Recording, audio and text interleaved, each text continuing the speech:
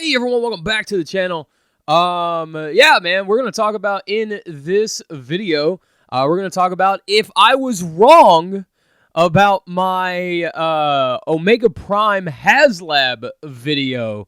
So let's get to talking about it. So, if you guys didn't watch the Haslab Omega Prime video, I did get quite a bit of pushback on it. And that's great. I mean, that's y'all's voice. I love seeing you guys use your voice, whether you thumbs it up or you thumbs it down.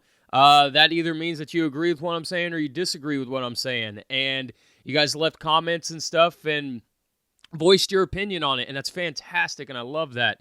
The thing is with what I was saying, I feel like I wasn't quite explaining myself enough in that video. I have gone back and I did re-listen to it, and it just kind of feels like I didn't explain myself 100%. So I'm going to dig into it here, and I'm going to explain why I said Hasbro is a scam, or Haslab is a scam. So when they showed the grayscale during their video, they had the grayscale prototypes during their live streams, and that means that they've already have the prototypes made, which means the molds are already made.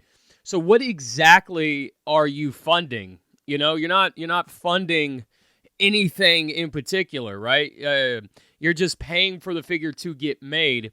And in that regard, you're essentially paying Hasbro back for all the tooling, for everything that they've already done to make those figures.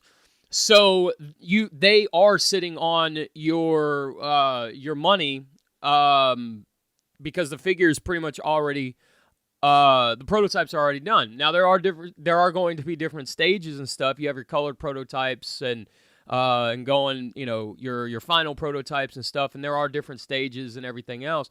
But the molds have already been made. And that's why I said that you're not funding anything. You're just paying them back for already creating the molds and the figures and whatnot. So that's why I said they're going to be sitting on your money and earning more money through the interest of the bank. Then that's why I said that. The other thing is too, I saw a lot of people where I said I got some pushback about Unicron, where I said all Haslabs could have been retail.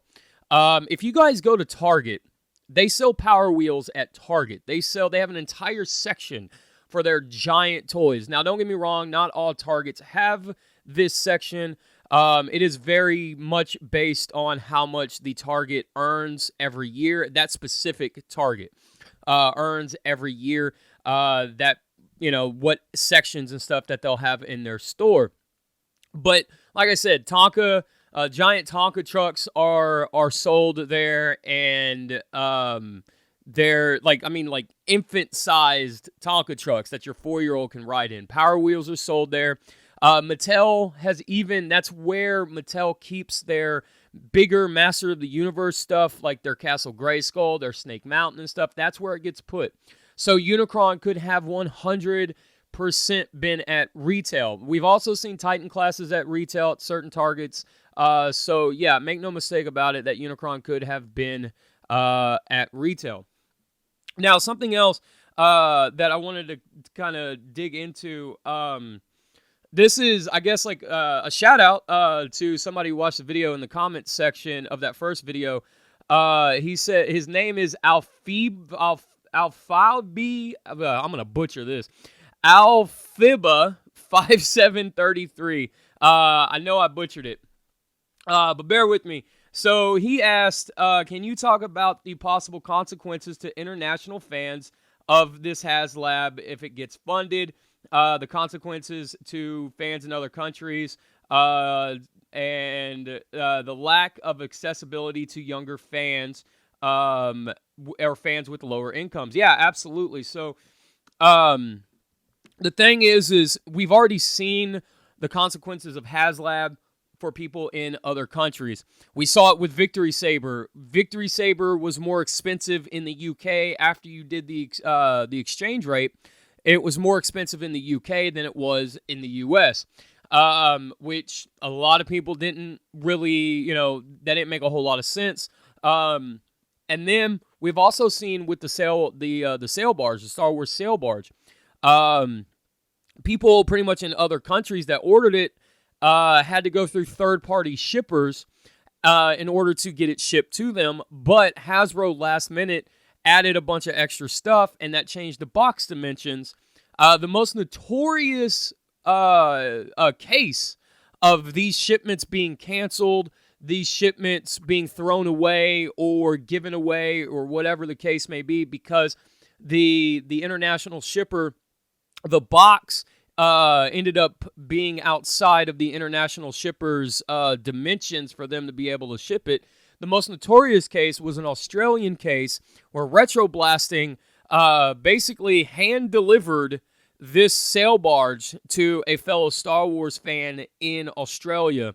That is one of the cases here. And we've also seen now with Australia, that these Haslab, the Haslab Omega Prime is only going to be available through EB Games in Australia. And they're charging after the exchange rate is close to $400 for these figures. Now, don't get me wrong, I understand that GameStop is going to, or EB Games, whatever they're called in Australia, they want to make their money on it. These figures are going to retail for, after tax, $275, give or take. And when they get to Australia, like I said, they're going to want to make their money on it. But the fact is that Hasbro does not have an Australian branch for any of this stuff to be shipped to. And the other thing is, these figures are not made in America. These figures are being made in Vietnam. So my understanding of how, or not my understanding, excuse me, my disconnection here with understanding on why Hasbro can't ship any of this stuff to Australia or any other countries like that directly is that they have to go from Vietnam to America, and then kind of, why can't they, and then dispersed whatever throughout the rest of the world, right? Why can't they just go from Vietnam? Because Hasbro does have an Asian Hasbro, right? Hasbro Asia. That's what I'm trying to say. Hasbro has Hasbro Asia. So Hasbro Asia could control the shipping of where all of these orders need to go. So they could theoretically send it to Australia or send it to any other country or whatever that has any kind of problems getting these figures. The lack of accessibility with these figures to younger fans to experience these characters for the first time is also a downside to this. Is that, think about when you were younger, when you would go into the store and you would see a character, a figure, a toy, whatever it was, for the first time. It doesn't matter if you were into the cartoon or the comic or whatever it was.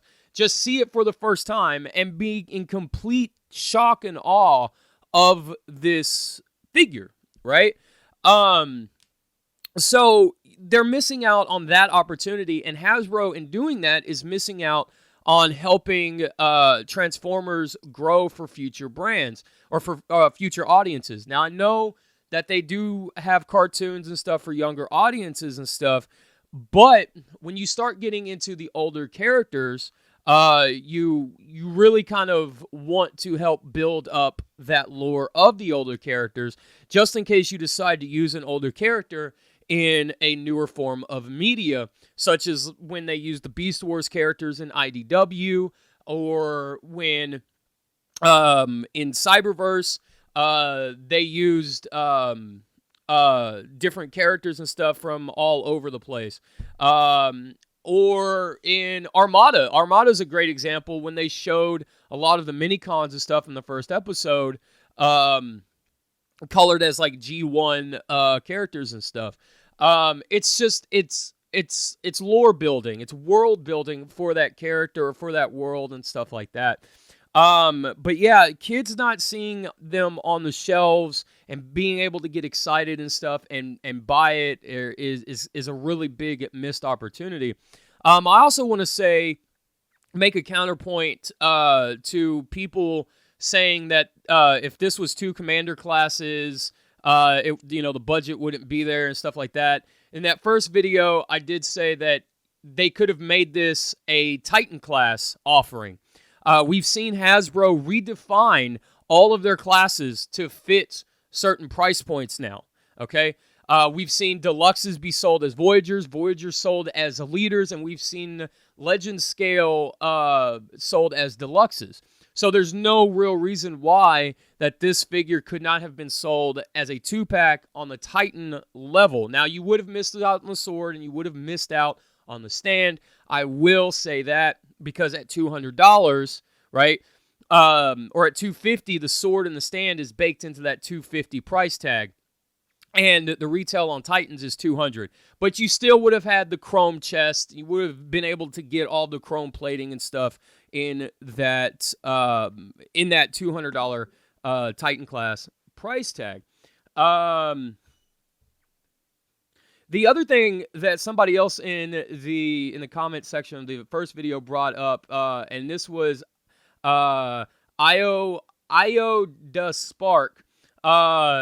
He says, it's a pity that we ultimately will miss out on all the repaints and redecos that could have been. And that's one of the negatives for this, for being a Haslab. You miss out on the yellow recolor. You miss out on the lucky draw black recolor of this and what that could have been. And that goes for Victory Saber too. You miss out on the black and purple repaint that could have been. You miss out on a Deathsaurus, a red Deathsaurus recolor from the Brave anime. That could have been there as well. You do miss out on quite a bit of recolors that could have been exclusives to Hasbro Pulse or something like that. Didn't have to be a retail kind of situation there. And the reason why you miss out on that is because Hasbro has said multiple times that the Haslab molds are just Haslab. They will not see retail. They will not see any other release or anything like that. So pretty much when they're printed, they're one, they're done, and they're out. So, but yeah, guys, if you guys agree, like I said, man, if you guys agree with what I'm saying, or you disagree, man, like it, dislike it, leave comments down below. Yeah, man, let's keep the conversation going, dude. That's what this channel is about, man, is open conversation about all of this. But yeah, I will see you guys next video, next live stream, next whatever it may be. And as always, everybody, stay good to yourselves, stay good to each other, and also down in the description below, if you guys need it, use it. The National Suicide Prevention Hotline is down there. It's really simple to use. If you guys feel like you need it or somebody else that you know might need it, pass it along to them, man, and use it. And I will see you guys, on that note, I will see you guys later. And like I said earlier, take care of yourself, take care of each other. And yeah, I'll see you guys when I see you. And as always, baby, cut it out. Later, guys.